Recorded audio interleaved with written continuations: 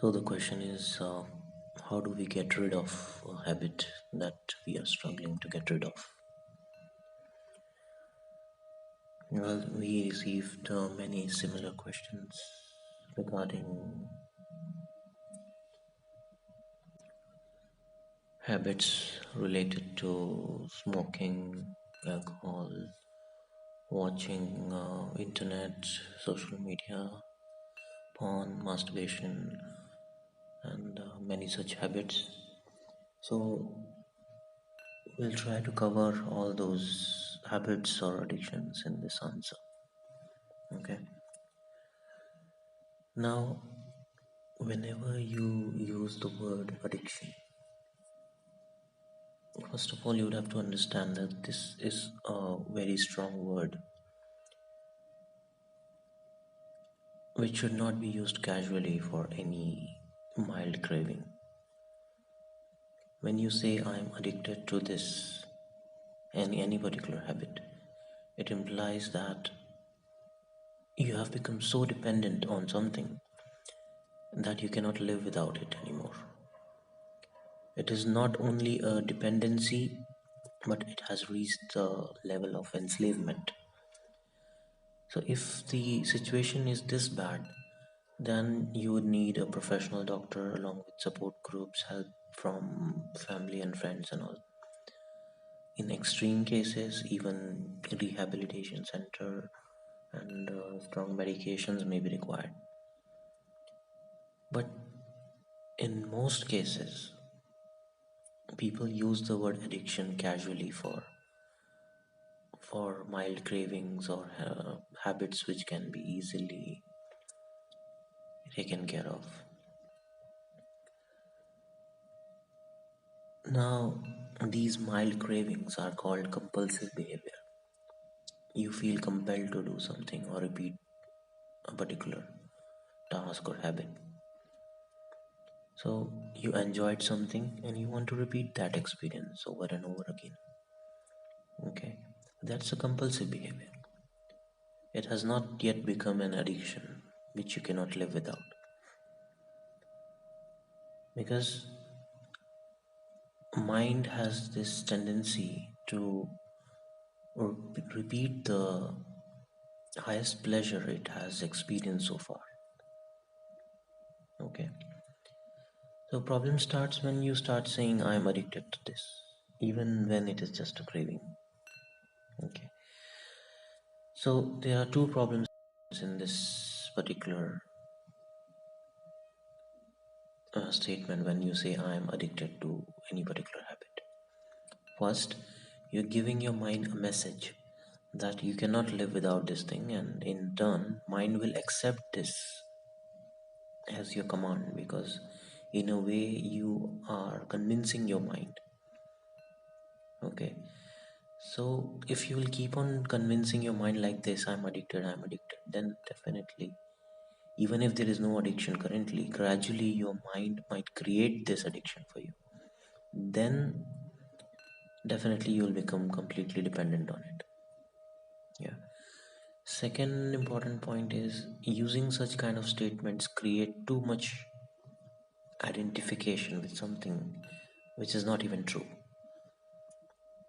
So, as I mentioned earlier, I am addicted is a very strong statement. Even if you are going through cravings, a better statement would be my mind sometimes feel craving for this thing. Okay, don't use the term I am addicted. Even when you're trying to reduce the usage of any substance or any practice, don't use this term that I am addicted. You say my mind sometimes, feel a mild craving for this thing. In the second point, which I just mentioned, what you have done is you have created a distance between I and my mind by shifting from I am addicted to my mind feels craving. Okay, you have shifted from I am addicted to my mind sometimes feel this craving. So instead of giving your mind a wrong message that you have become addicted already, you're sending a message that it's just a craving which only happens sometimes. Now, why this is important? Because by calling it an addiction in the first place, you're already accepting your defeat against an illusionary enemy which is not even real. Some people do the same mistake by saying, I am depressed. They keep on repeating such strong statements every day, like a mantra or affirmation, and this would make it very easy for the mind to manifest it in your life. So be very careful in what kind of statements or affirmations you're using, what kind of message you are giving to the mind. Okay. Now the question is how to deal with cravings. I'm sure most people would have already tried suppressing their cravings, but it does not work that way, right? Because suppressing your cravings would enhance them. Wherever your attention is, energy flows there. That's what we have covered in the audio guide on True Self also. That wherever your attention is, energy flows there. And one more thing you would have to understand, that whatever you resist, it persists. You're making it more stronger because your attention is there. Right? To resist something, you have to focus on it. Correct? So, to suppress your cravings or emotions, you need to give attention there. By giving attention, you're giving more energy to that thought. And suppression is not the right approach, it never works. You're making your imaginary enemy, which is just a shadow, it's not even real, you're making it more strong. You're trying to fight with your own shadow, and you are making that shadow much more stronger than it actually is in your mind. Okay, so you need to shift your attention to somewhere else. Stop giving any importance to it. Okay, that's why I use the term mild cravings. Don't even use the word it's a strong craving, or this has become a habit. You don't use these types of words. Okay, just deal with it like any other thing. Do not try to suppress it. Do not force yourself. Okay, and never expect overnight results.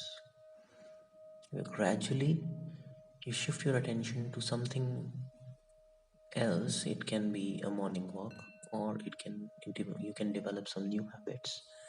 Gradually try to shift your attention gradually. Okay, that's how it would work.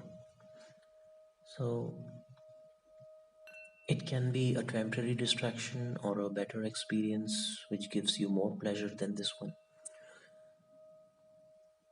Now, in this process, meditation can play a very important role. Okay, because if you manage to really enter a meditative state, then the bliss which you will experience will be much more pleasant than what you have experienced so far through outside objects or habits. So it will become much more easier to shift your attention to an experience which is way more intense and pleasant than, let's say, smoking or any other habit. Okay,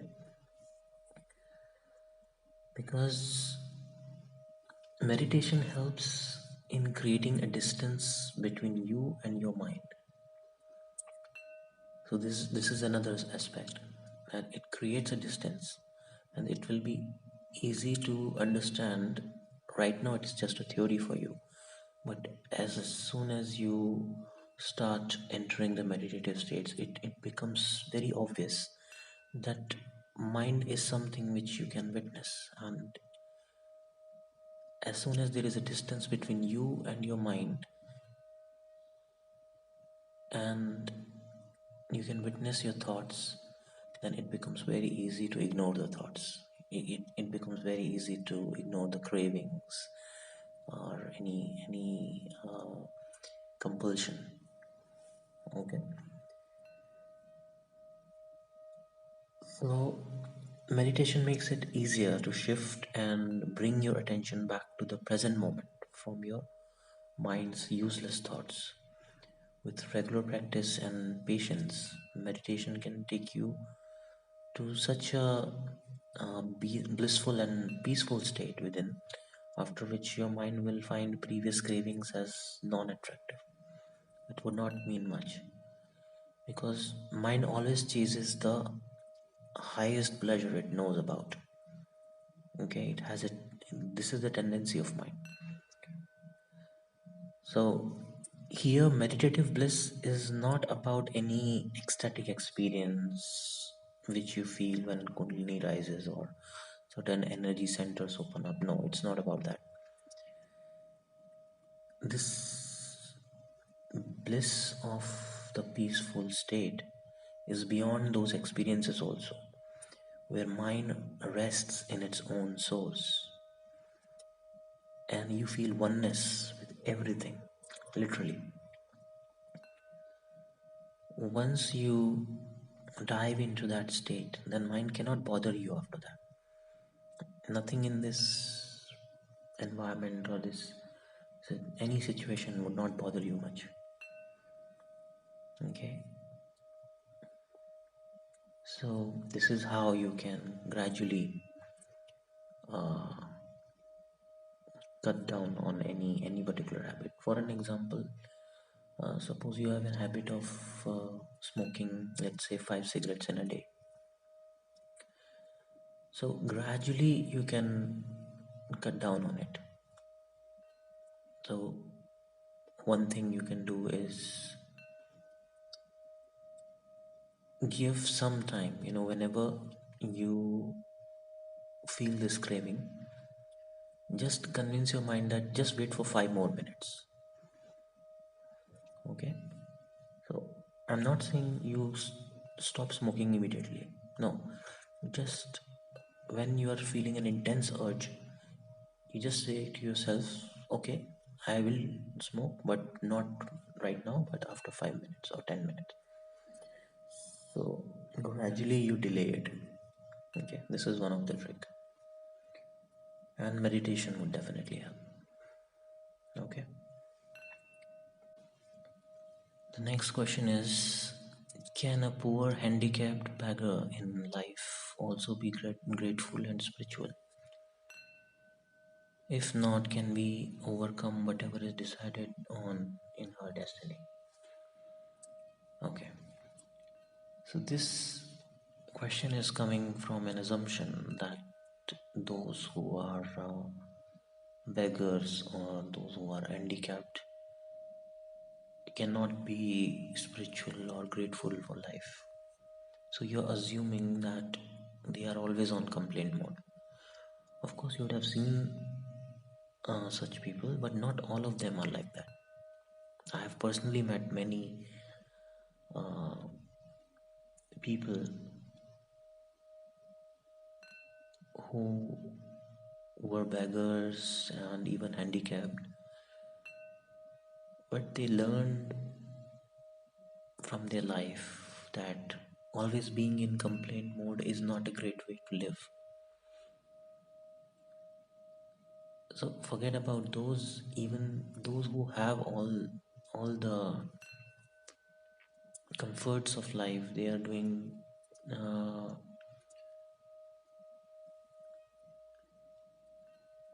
like they are in good positions. Even I've seen people that they have this complaining nature and they are in complaint mode all the time. So this is just an assumption that those who are, you can say, unfortunate in terms of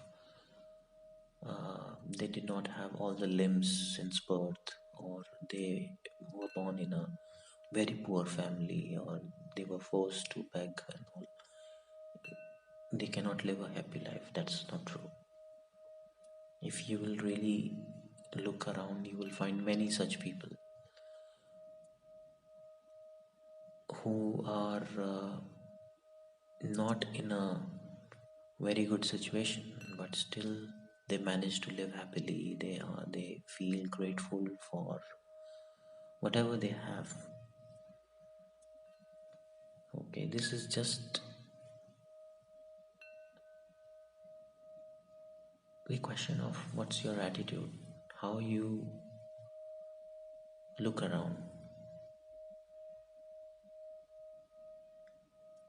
Even when you have all the comforts, you can still be in a complaint mode. And even if you are going through very tough times, you can be happy, you can be grateful that at least you're alive. It's just how you look at it. Okay. The next question is, how can I improve myself? Will Boger come to earth to save good people? If yes, when?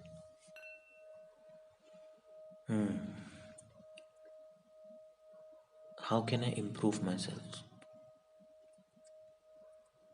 Now, improving yourself is very subjective. What exactly you want to improve on? If your question is about spirituality, then it's not a game to improve yourself. This is not a rat race wherein you acquire new skills, you try to become better than someone else, you want to improve. Here the question is not about how much you know or how many spiritual books you have read, how many spiritual videos you have seen. This is all irrelevant, because spirituality is not about learning more and more. It is a process to unlearn. It's a process in which you become free of concepts and ideas and unnecessary information you have gathered so far. And you try to return to the source, to the pure state, like a child, an innocent child who knows nothing. Because the problem with most people is they want to know about everything. They want to acquire information about everything. They want to know about how Kundalini works, how what's the astral projection, what are the chakras, what is tantra, occult, and lots of information which is not going to help you in any way. The information will not help you. Yeah, when you are really into spirituality and you are into meditative states, certain experiences may happen and you will learn through that. That's not something which you can learn from a book. No book can give you the true knowledge. Books and videos can only give you information. That's not helpful. Here, when we say gyan, the knowledge, no one is talking about the bookish knowledge here. It's about the experiential knowledge, the knowing which you know with experience, not the theoretical knowledge. So, if you really want to improve in spirituality, then try to empty your vessel. Try to discard all the information, the unnecessary information you have gathered so far. All the stories and experiences of other people. Don't believe anything until you experience anything yourself. If you really want to experience the true knowing, the experiential knowledge, then this information will become, the bookish information will become a barrier. Because your mind will be so cluttered with all the trash, it will not be able to experience the truth. Because truth is one, everything else is false, right? There are no versions of truth. Truth is single.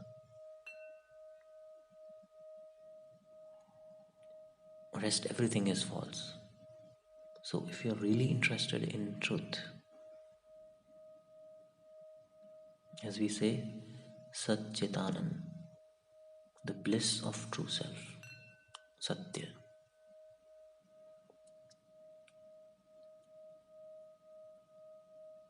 So the next part of your question is, will Boger come to earth to save good people? If yes, when? Now this is what I was talking about. You have read about or heard about Boger, that they will come to earth and they will save good people. First of all, what do you mean by good people? How do you decide who is good, who is bad? Because everyone has a different criteria. You would have a different criteria. So don't fall prey to all these concepts. Leave all these things aside. The real knowledge is already within you. As soon as you discard all the unnecessary trash, it will be accessible instantly. No one can stop you because it's right here. Okay?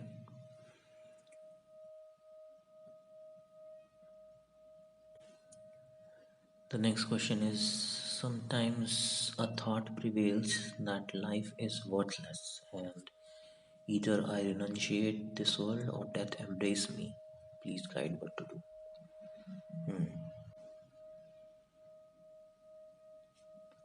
So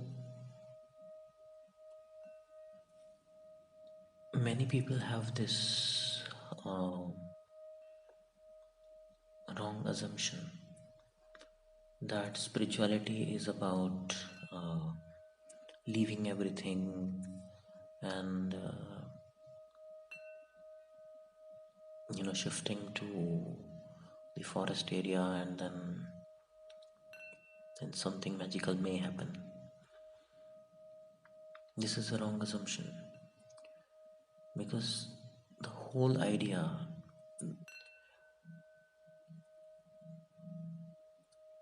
regarding this spiritual life is all about living your life the fullest. You have no idea how many days, how many hours are left before you die. So, spirituality is all about enjoying each moment. It is not a boring path. And you will only understand this once you will really enter deep into it.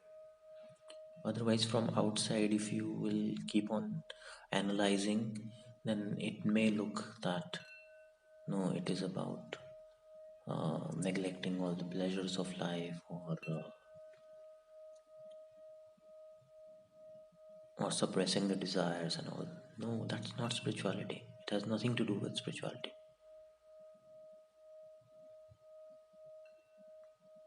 Because suppressing never works. You cannot suppress your desires like this. And there is no need to suppress your desires. Now, such kind of questions comes in mind when you do not know how to live a good life. That's why such questions are coming. It seems life is worthless.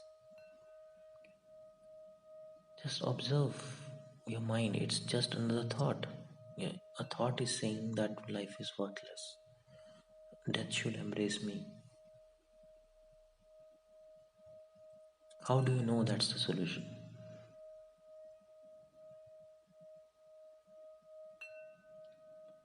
Right? So do not take your life for granted. It's the greatest gift you can ever get. So embrace each moment. Try to look positive in everything you see. Feel grateful that you are alive.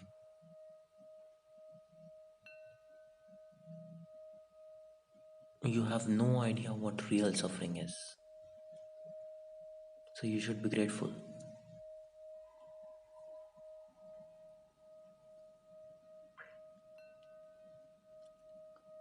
And remember one thing, spirituality is not about being renunciate. It is not about controlling the mind. It is about breaking the wrong identification with the mind. You are assuming that you are a mind. Hence, you are taking your mind so seriously. That is the reason you are giving so much importance to useless thoughts. As soon as this wrong identification breaks and you break this smaller shell and accept and embrace a cosmic identity, then all these things, the small obstacles you experience every day, it would mean nothing to you. The only problem is you're right now identified with a much smaller identity of body and mind. Just come out of that shell. Hence, I did not mention about controlling your mind or body or thoughts or emotions. No, that's not how it works. There would be no need to do that. Okay, it's about shifting your identification from the smaller identity to the biggest identity possible, the cosmic identity. Okay.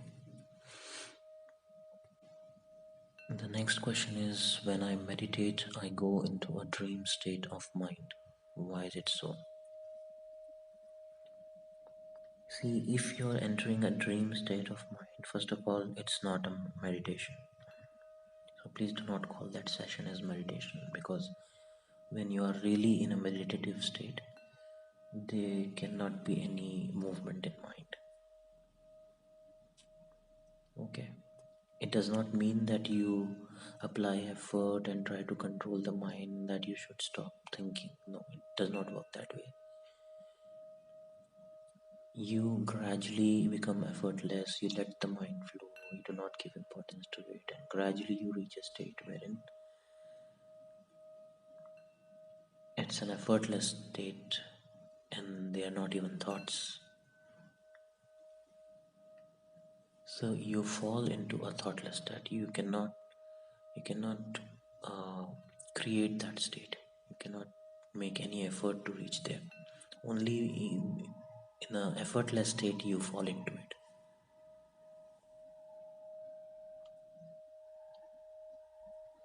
Okay.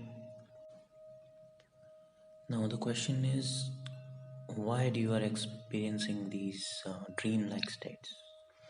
Now this is completely normal in initial stages, because as soon as you start the process of entering into meditation, and initially obviously you do some preparatory steps, so in a way a cleansing process starts, the cleansing of the mind. So what happens is, many types of experiences, or in some cases these dream-like states come. So this is perfectly normal. So you do not have to worry about it. There is nothing wrong you're doing. It's part of the process. Just let it happen. And also, it is not necessary that everyone will go through this. Okay, everyone will have a different kind of experience. Everyone is unique. Okay, so just keep on practicing. And initially, you would have to focus on preparatory steps like pranayam, nadyog. So, increase the time of pranayam, and this will definitely help you. Okay. The next question is, I have tried meditating for several months now, but have had no special experiences, samadhi, or deep peace. Is it possible for me to realize the self in this lifetime? Hmm. See, this is one of the reason many people are not able to experience the real meditation, because you have an expectation of many types of special experiences which you have read from others, or you'd have heard from people. You have read about samadhi, deep peace, and kundalini experiences, etc., etc. So that's what becomes a barrier, these expectations. So understand this thing, that meditation is about giving your mind some rest, because when your mind is silent, it gradually gets merged with the source, the absolute source of creation. Now, during this process, many people may experience something, some sensations, or some special, so called special experiences, but it is not necessary that everyone will go through that. Okay? Everyone is unique, and it is not necessary that everyone will experience something. Some people may directly fall into the absolute thoughtless state without experiencing anything. And once you are really in a meditative thoughtless state, then there cannot be any experience there, because there is no experiencer. The experience, the experiencer, everything merges. That's a non-dual state. For any experience, there has to be an experience and an experiencer. But when there is no experiencer, then who would experience? And what would be experienced?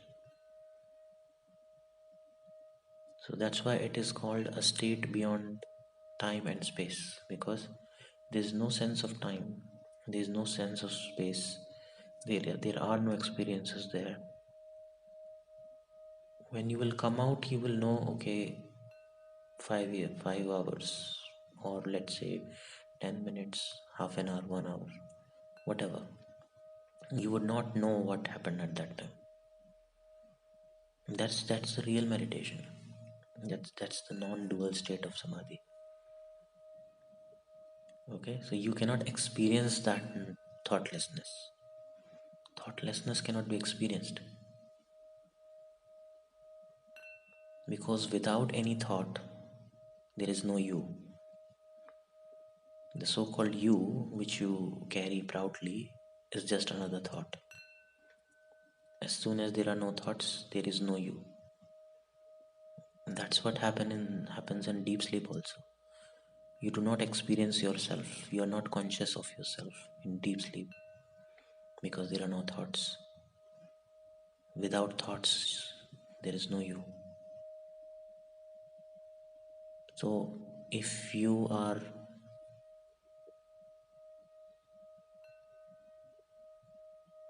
pursuing to enter that thoughtless state, then stop expecting any experience. Discard all the information you have gathered, all the experiences you have read of other people. Forget about that. Be effortless. Right now, if you just let the current thought settle, do not create a new thought consciously. you can immediately slip into the void.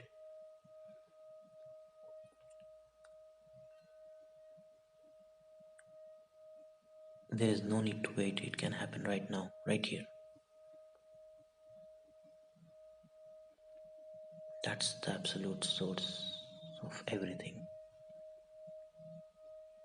That's called the language of God, the mystical realm of samadhi.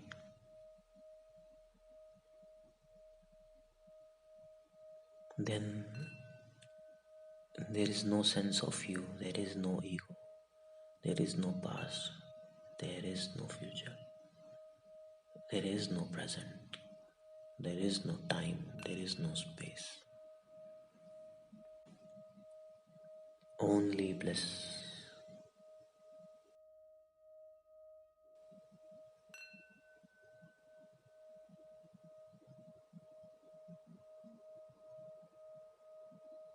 The bliss of true self.